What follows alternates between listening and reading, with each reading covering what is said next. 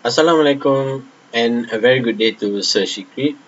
My name is Sayyid Ali, and today, for my persuasive speech, I'll be explaining about transgender athletes, unfairness galore.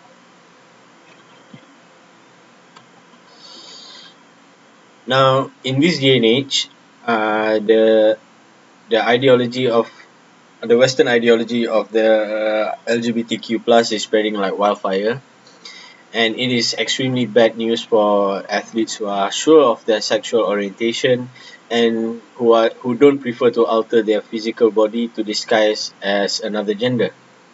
Now, what makes this worse is that these transgender athletes are fighting for the same right to compete in the fighting for the right to compete in the same category as the new gender.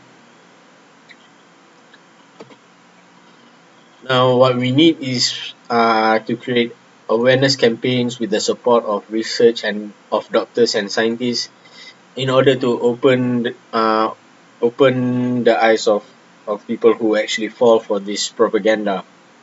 This is because, based on multiple research such as DW and Men's Health, transgender athletes who are originally male will have an advantage over biological female athletes on several sports such as soccer and weightlifting, and transgender athletes who are originally female will have an advantage over biological male athletes on on other sports such as like diving and figure skating.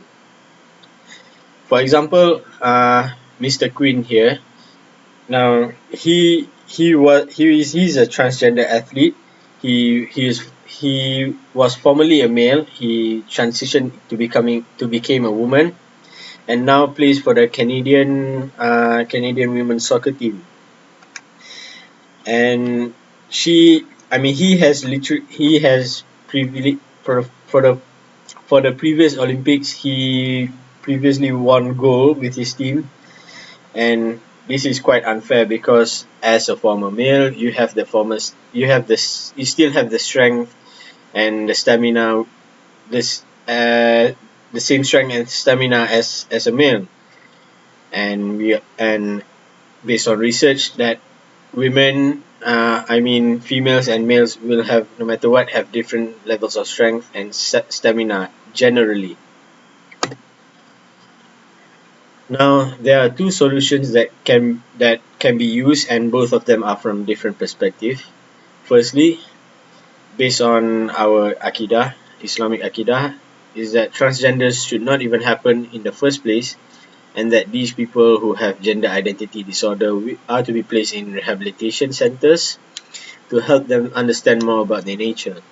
This is because, as Muslims, we understand that Islam is the perfect religion, and no matter what, we always have our procedures for every situation. Next is the conventional solution, which is transgender athletes should be entirely banned from participating in recognized international sport events such as the Olympics and the Southeast Asian Games. Other than that, another way to curb the situation is that they could create another category specifically for transgenders, like how they create a sports category specifically for disabled people, which is the Paralympics. Next is the visualization. Is that should we implement these solutions, one major case of unfairness in sports will be solved. And furthermore, both of the solution that I have gave just now will promote fairness and true equality in sports.